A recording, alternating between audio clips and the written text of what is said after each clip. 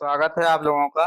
जैसा कि आप लोगों को पता है कि यहाँ पे जीएस तथा हिंदी के क्लास पीवाईक्यू बेस की होती है, जो कि UP triple S C, UP PCS, railway, SSC और पुलिस, इनमें सब में जो क्वेश्चन आए होते हैं वही शामिल किए जाते हैं तथा उन्हीं के बिहा पे व्याख्या की जाती है अच्छे से। प्रत्येक दिन क्लास होती है। जब आप लगातार क्लास देखोगे तो यहाँ से क्वेश्चन आपको बिल्कुल देखने को मिलेंगे। और ये छोटे छोटे वीडियो हम लोग कम से कम भाई 25 से 35 मिनट के होते हैं। आप इनको रोज बनाइए और रोज इनको थोड़ा शॉर्ट नोट बनाते रहिए, उसके बाद रिवीजन करते रहिए। और ये छोटे छोटे वीडियो आपको एक दिन बहुत बड़ा बना देंगे। आपका कॉन्फिडेंस लेवल भी एकदम हाई होगा। तो आप लोग छोटा नोट जरूर बनाना। बाकी रही बात रिवीजन की, रिवीजन यहीं पे होता रहेगा। और यहाँ पे सिर्फ सिलेक्शन के लिए ही क्लास होती है, फालतू की बकवास करने के लिए नहीं होती है। जो एग्जाम की दृष्टि से महत्वपूर्ण होते हैं और ट्रेंडिंग में होते हैं उन्हें शामिल किया जाता है। यदि चैनल आपने सब्सक्राइब नहीं किया तो प्लीज सब्सक्राइब कर लो, जिससे कि हम भी मोटिवेट हों। और अगर कंटेंट में आपको लगता है कि कंटेंट में दम है तो आप कमेंट करके भी बताएं और चैनल सब्सक्राइब भी जरूर करें। चलिए बिना देरी किए आगे बढ़ते हैं। जीके जीएस करते हैं हम लोग, जो कि विभिन्न परीक्षाओं में आए हुए हैं, जो रेलवे वगैरह है। और कल जो भी यूपी पेट देने जा रहा हो उसके लिए बहुत बहुत शुभकामनाएं। अच्छे से आप लोग पेपर दीजिएगा। वही परसेंटाइल लगभग आपको 95 परसेंटाइल से नीचे नहीं लानी है। चलिए क्वेश्चन हम लोग शुरू करते हैं। क्वेश्चन नंबर पहला देखिए, अभी तक संविधान संशोधन कितने हो चुके हैं? आप लोग बताइए, संविधान संशोधन कितने हो चुके हैं? 101, 102, 103, 104, 106। टोटल बताइए अभी तक कितने हुए हैं। देखिए सही आंसर आपका 106। 106 संविधान संशोधन हो चुके हैं। ठीक है, अब इसके बाद में पहले हम बताएंगे बाद में, अभी इसके बारे में। अच्छा देखो, 101वां संविधान संशोधन किससे संबंधित है? ये जीएसटी से संबंधित है। ठीक है, जीएसटी से 101वां संविधान संशोधन संबंधित है। और जीएसटी अगर बताएं तो लागू कब हुई थी? 1 जुलाई 2017। 2017 में लागू हुई थी। कहाँ से लागू हुई थी? असम से। असम से लागू हुई थी। ठीक है, अगर इससे बात कर लें कि इसको पेश किसने किया था, इस बिल को पेश किसने किया था? बिल नंबर था ये 122, जो कि अरुण जेटली ने पेश किया था। अरुण जेटली, अरुण जेटली ने इसे पेश किया था। ठीक है, अगर इसका वो बात कर लें कि ये प्रत्यक्ष कर है या अप्रत्यक्ष, ये अप्रत्यक्ष कर है। अप्रत्यक्ष कर है, अप्रत्यक्ष कर है। और अनुच्छेद अगर इससे बात करें तो 246 में इसका उल्लेख है। ठीक, अनुच्छेद नंबर 246। 102वां संविधान संशोधन किससे संबंधित है? 102 संविधान संशोधन किससे संबंधित है? जो कि बैकवर्ड क्लास है, बैकवर्ड क्लास इससे संबंधित है, ओबीसी के लिए, जिसमें सेंटर ने तय किया था कि कौन कौन से ओबीसी हैं, वो सेंटर तय करेगा। सेंटर तय करेगा, केंद्र तय करेगा। ठीक, फिर उसके बाद में क्या हुआ कि राज्य ने विरोध किया। राज्य ने विरोध किया कि राज्य की बात सेंटर कैसे तय करेगा कि ओबीसी कौन है और एससी कौन है। तो फिर उसके बाद 105वां संविधान संशोधन हुआ यहीं पे, इसी से 105वां नंबर का, जो जिसमें तय हुआ कि इसमें राज्य तय करेगा ओबीसी और एससी किसे है कौन नहीं है। तो ये ओबीसी से संबंधित 102 और 105 में है। 102 में कहा गया था सेंटर तय करेगा ओबीसी कौन सी जातियां हैं, और बाद में 105वां संविधान संशोधन हुआ, उसमें राज्य तय करेगा कि कौन सी ओबीसी जातियां हैं। ठीक है, अच्छा 103वां संविधान संशोधन किससे? ये ईडब्ल्यूएस से है, इकोनॉमिकल बैकवर्ड क्लासेस, ईडब्ल्यूएस से। और इसमें क्या हुआ कि 10% रिजर्वेशन इनको देने की बात हुई थी, रिजर्वेशन। ठीक, 102। और 104 नंबर किससे संबंधित है? 104, 104 नंबर संबंधित है, 104 जो लोकसभा है, और राज्यसभा, इसमें एंग्लो इंडियन कितने थे? पहले एंग्लो इंडियन कितने राष्ट्रपति इसमें लाता था? Anglo Indian, Anglo Indian, Anglo Indian Lok Sabha में 1 और राज्यसभा में 2। लोकसभा में 1 था और राज्यसभा में 2 था। ठीक, तो इनको बंद कर दिया गया था। ठीक, अच्छा अब बात करते हैं इसकी 106वें संविधान संशोधन की। 106वां संविधान संशोधन, देखो ये यहाँ पे बात करें बिल कितने नंबर का था? ये बिल, बिल पेश होता तभी कोई संविधान संशोधन होता। बिल था 128, 128 नंबर। पेश किसने किया था? पेश किसने किया था? अर्जुन मेघवाल ने, अर्जुन मेघवाल ने इसे पेश किया था। अर्जुन मेघवाल ने, अर्जुन मेघवाल ने पेश किया था। ठीक है, और किससे संबंधित है? ये नारी शक्ति बंधन से संबंधित है। नारी शक्ति बंधन, नारी शक्ति बंधन मतलब जो लोकसभा और राज्यसभा, वो राज्यसभा और विधानसभा है, उनमें नारियों के लिए, लेडीजों के लिए 1/3 सीट रिजर्व की जाएंगी। ठीक, ये संबंधित था इससे। अच्छा, अभी तक टोटल बिल कितने आ चुके हैं? कुल बिल, कुल बिल कितने हुए हैं? तो 106वां संविधान संशोधन में तो 128 हुए थे, लेकिन टोटल बिल आ चुके हैं 129। 129वां कौन सा है? One nation one election, one nation one election. अगर इसमें समिति कौन सी है बताया जाए, पूछा जाए समिति कौन सी थी, किसकी समिति से सिफारिश से हुआ था? तो इसमें रामनाथ कोविंद समिति थी, रामनाथ कोविंद।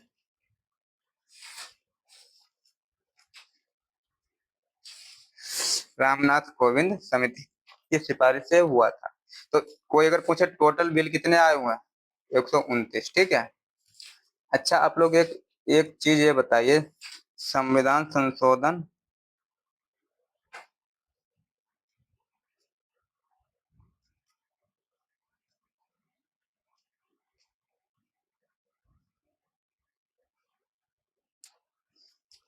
और बिल,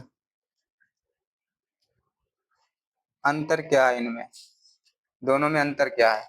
बिल किसे कहते हैं, संविधान संशोधन किसे कहते हैं? देखिए बिल क्या होता है, बिल जब राज्यसभा और लोकसभा से कोई बिल पारित किया जाता है, कोई भी बिल पारित किया जाता है राज्यसभा से, राज्यसभा या लोकसभा से बिल पारित होता है यहाँ पे। ठीक है, और जब इस पे राष्ट्रपति साइन कर देता है, जब राष्ट्रपति साइन करता है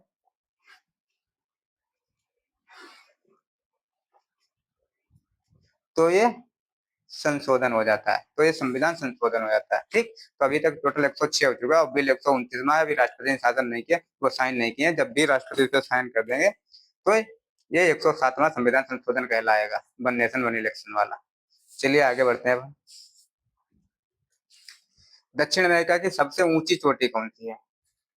बताइए आप लोग, दक्षिण अमेरिका की सबसे ऊंची चोटी कौन सी है? देखिए दक्षिण अमेरिका की सबसे ऊंची चोटी है माउंट एकांगुआ। ठीक, अच्छा देनाली कहाँ की है? ये नॉर्थ अमेरिका की है, उत्तर अमेरिका की। ठीक, उत्तर अमेरिका की माउंट डेनाली को और क्या कहते हैं? माउंट मैकिन्ले भी कहते हैं, माउंट मैकिन्ले भी कहते हैं। अच्छा किलिमंजारो कहाँ की है? किलिमंजारो अफ्रीका की है, अफ्रीका की किलिमंजारो है। ठीक, अफ्रीका की किलिमंजारो है। अच्छा अफ्रीका एक ऐसा महाद्वीप है जहां से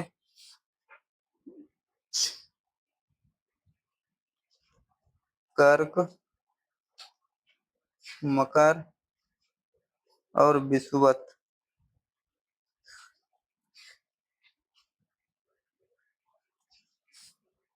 रेखा तीनों गुजरती हैं, तीनों यहाँ से गुजरती हैं। ठीक, पूछा जाता है कि ऐसा कौन सा महाद्वीप है जहाँ से कर्क रेखा, मकर रेखा, भूमध्य रेखा, कोई विषुवत रेखा कहते हैं, तीनों गुजरती हैं, वो कौन सा है?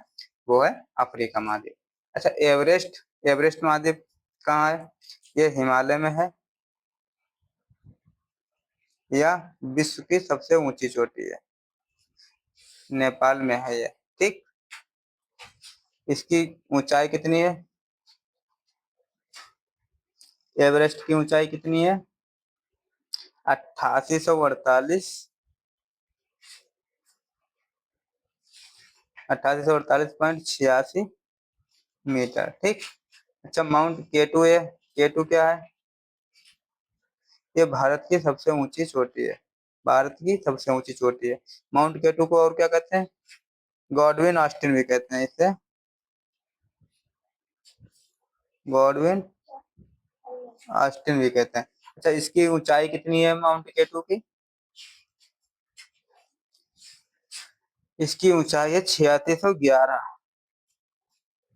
मीटर। ठीक है, चलिए आगे बढ़ते हैं हम लोग। निम्नलिखित में से किस महाद्वीप पर दक्षिण गंगोत्री, भारती और मैत्री तीनों भारत के अनुसंधान केंद्र हैं? भारत के टोटल अगर कोई पूछे कितने अनुसंधान केंद्र हैं? दक्षिण गंगोत्री, भारती और मैत्री। देखिए, दक्षिण गंगोत्री क्या है, अब बंद हो चुका है, बंद हो चुका है, दक्षिण गंगोत्री बंद हो चुका है। अब ये खुला कब था? 1983। ये हैं कहाँ तीनों? अंटार्कटिका में है। ठीक, अंटार्कटिका में है। और इसे, अंटार्कटिका को और किस नाम से जानते हैं? इसे श्वेत महाद्वीप के नाम से जानते हैं। क्यों? क्योंकि यहाँ पे बर्फ बहुत है। श्वेत महाद्वीप, श्वेत महाद्वीप। ऑस्ट्रेलिया, ऑस्ट्रेलिया में क्या है? ऑस्ट्रेलिया में एक तो ग्रेट बैरियर रीफ है, great barrier reef, barrier reef, और ग्रेट डिवाइडिंग डिवाइडिंग रेंज भी यहीं पे है, डिवाइडिंग रेंज भी यहीं पे है। ठीक, दो दो बेटा कहाँ पे है? दो दो बेटा बताइए, दो दो बेटा कहाँ पे है? एक किसकी ऊंची चोटी है सबसे? ये बताइए, किसकी ऊंची सबसे चोटी है? ये नीलगिरी की सबसे ऊंची चोटी है।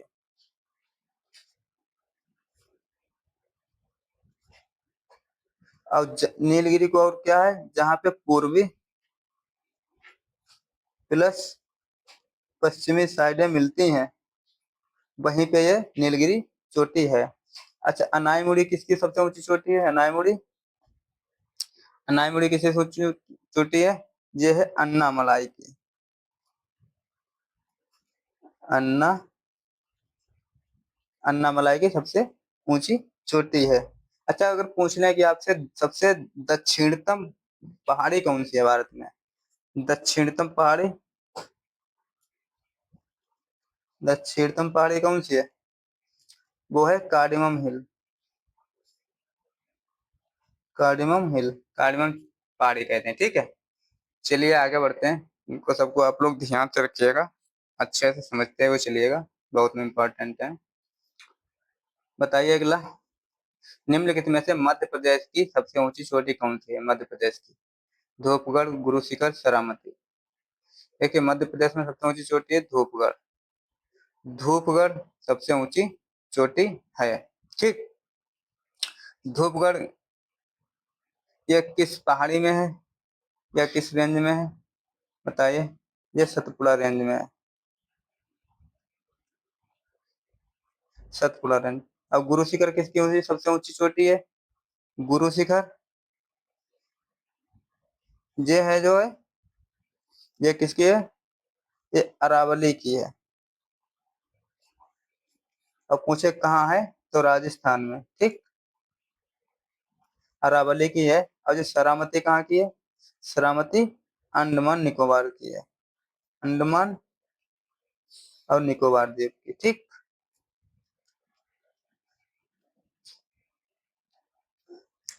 अमरकंटक की पहाड़ी से कौन सी नदी निकलती है, बताइए। अमरकंटक, अमरकंटक कहाँ है? मध्य प्रदेश। मध्य प्रदेश में अमरकंटक है। यहाँ से कौन सी नदी निकलती है? गोदावरी नदी, कृष्णा नदी, कावेरी नदी या नर्मदा नदी? देखिए, गोदावरी नदी कहाँ से निकलती है? ये तो निकलती है त्र्यंबक की पहाड़ी से। त्र्यंबक पहाड़ी से। कहाँ है त्र्यंबक पहाड़ी? नासिक, महाराष्ट्र में त्र्यंबक पहाड़ी है। ठीक,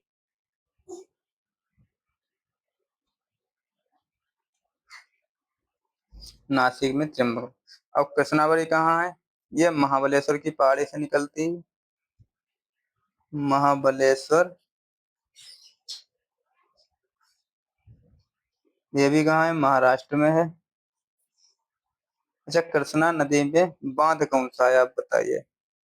कृष्णा नदी में बांध है, कौन सा है कृष्णा नदी के में? कृष्णा नदी में एक तो नागार्जुन सागर बांध है। नागार्जुन सागर,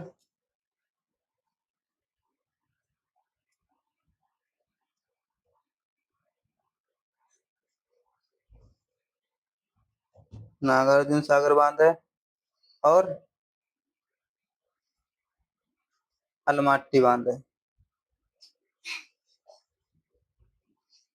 अलमाटी अगर पूछ। अच्छा, कावेरी नदी, एक सेकंड, कावेरी नदी का बताइए। कावेरी नदी में कौन सा बांध है? कावेरी नदी निकलती कहाँ से? पहले तो ये बताइए। ये निकलती है ब्रह्मगिरी की पहाड़ी से। और कहाँ से? कर्नाटक से। इस पे बांध कौन कौन से हैं? इस पे बांध है मैटूर बांध। मैटूर बांध। तो देखियो, मैटूर बांध और अलमाटी बांध में बहुत कंफ्यूज रहते हैं लड़के। देखिए, अलमाटी, इसमें निकला माटी। माटी किसने खाई थी? कृष्णा जी ने। कृष्ण भगवान ने माटी खाई थी, तो अलमाटी बांध कृष्णा नदी पे, बचा मैटूर बांध, ये आपकी हो जाएगी कावेरी नदी पे। अच्छा, नर्मदा नदी। नर्मदा नदी कहाँ से निकलती है? ये अमरकंटक पहाड़ी से निकलती है, और इसके साथ साथ सोन नदी भी निकलती है। सोन नदी भी निकलती है। नर्मदा नदी पे एक जलप्रपात है, बहुत ऊंचा जाता है, जिसका नाम है धुआंधार। धुआंधार जलप्रपात। और और एक बांध है ओंकारेश्वर बांध। ओंकारेश्वर, ओंकारेश्वर बांध इसके ऊपर है। ठीक, ओंकारेश्वर बांध इसी के ऊपर है। और एक सरदार सरोवर बांध भी इसी पे है। ओंकारेश्वर और सरदार सरोवर। ठीक, आगे बढ़ते हैं हम लोग। निम्नलिखित में से ओजोन की इकाई क्या है? पास्कल, प्रकाश वर्ष, कांडला, डोप्सन। ओजोन की इकाई इसमें डोप्सन है। ठीक, ये ओजोन पाई कहाँ पे जाती है? समताप मंडल में। समताप मंडल में ओजोन पाई जाती है। इसके लिए एक मॉन्ट्रियल प्रोटोकॉल भी हुआ था। मॉन्ट्रियल प्रोटोकॉल, जो कि 16 सितंबर 1987 को हुआ था। अब 16 सितंबर को ओजोन दिवस भी मनाते हैं। ठीक, और मॉन्ट्रियल कहाँ है? कनाडा में। मॉन्ट्रियल हो गया कनाडा में। प्रकार, ये कांडला किसकी इकाई है? कांडला किसकी इकाई है? ये ज्योति तीव्रता की इकाई है। ज्योति तीव्रता। और प्रकाश वर्ष किसकी इकाई है? प्रकाश वर्ष दूरी की इकाई है। प्रकाश वर्ष दूरी की इकाई है। और दूरी किसकी इकाई है? एक पारसेक है। पारसेक की भी दूरी इकाई है। ठीक, पास्कल किसकी इकाई है? दाब की। अब ठीक, और जूल अगर पूछे तो किसकी इकाई है? वो है कार्य की। चलिए आगे बढ़ते हैं हम लोग।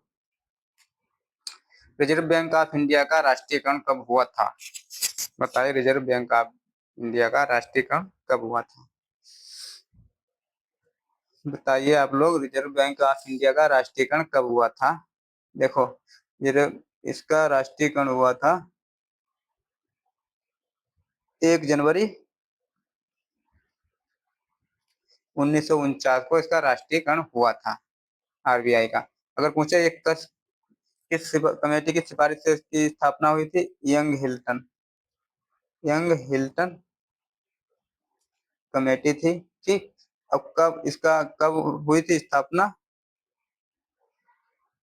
1 अप्रैल 1935 और 34 का अधिनियम था। 1934 के अधिनियम से हुई थी। ठीक, एक 1955 में किसका हुआ था? 1955 में किसका हुआ था? 1 जुलाई थी 1955 को एसबीआई का राष्ट्रीयकरण हुआ था। 1969 में क्या हुआ था? 13 बैंकों का राष्ट्रीयकरण हुआ था और 1980 में 6 बैंकों का राष्ट्रीयकरण हुआ था। ठीक, चलिए, प्रत्यक्ष कार्रवाई दिवस कब मनाया जाता है? प्रत्यक्ष कार्रवाई दिवस प्रत्यक्ष कार्रवाई दिवस कब मनाया जाता है? 13 दिसंबर 1946 या 16 दिसंबर 1946, 22 जुलाई 1947, 24 जनवरी 1950, 26 जनवरी 1950, 28 जनवरी 1950। देखिए, इतनी डेट हैं और सभी डेट इंपॉर्टेंट हैं। देखिए, प्रत्यक्ष कार्रवाई दिवस मनाया जाता है 16 दिसंबर 1946। ठीक, इसको आप लोग याद रखिएगा। अब बात करते हैं 13 दिसंबर 1946 को क्या हुआ था। तो जवाहरलाल नेहरू ने उद्देश्य प्रस्ताव को पेश किया था। उद्देश्य प्रस्ताव पेश किया था जवाहरलाल नेहरू ने। अब ये लागू कब हुआ? उद्देश्य प्रस्ताव को ही हम लोग और क्या कहते हैं? प्रस्तावना भी कहते हैं। ये लागू हुआ कब? 22 जुलाई नहीं, 22 जनवरी है यहाँ पे। 22 जनवरी को लागू हुआ।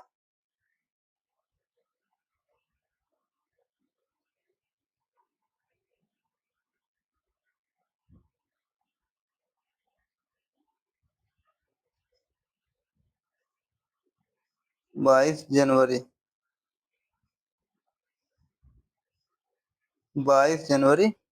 1947 को उद्देश्य प्रस्ताव या प्रस्तावना लागू हो गई। ठीक, ये हो गया।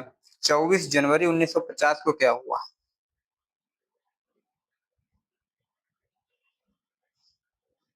अच्छा, 22 जनवरी 1947 को ये लागू हो गई। ठीक है। अच्छा, 22 यहाँ पे एक 22 जुलाई भी 1947 लिखा था, उसको इस तारीख को क्या हुआ था? इसको राष्ट्रीय ध्वज अपनाया गया था कलकत्ता से। ठीक, राष्ट्रीय ध्वज अपनाया गया था। अब यहाँ से बात करते हैं इसकी। 24 जनवरी 1950 को क्या हुआ था? राष्ट्रीय गान और राष्ट्रीय गीत, राष्ट्रीय गान और गीत दोनों अपनाए गए थे। ठीक, 26 जनवरी 1950 को क्या हुआ था? संविधान लागू हुआ था। संविधान लागू और बनकर कब तैयार हुआ था? 26 नवंबर 1949 को बनकर तैयार हुआ था। 28 जनवरी 1950 को क्या हुआ था? सुप्रीम कोर्ट की स्थापना हुई थी। ठीक, सुप्रीम कोर्ट की स्थापना हुई थी। अब बताइए, क्लास कैसी लगी? अच्छी लगी हो तो इसको कमेंट करके आप लोग कोई नहीं बताते हैं, जिससे कि हम डिमोटिवेट होने लगते हैं, लगता है कि कंटेंट में कुछ कमी है। बाकी अगर आपको लगती है कि क्लास अच्छी है, कंटेंट अच्छा है, तो इसको कमेंट करके जरूर बताएं। बाकी इसको सब्सक्राइब जरूर भी करें। धन्यवाद साथियों।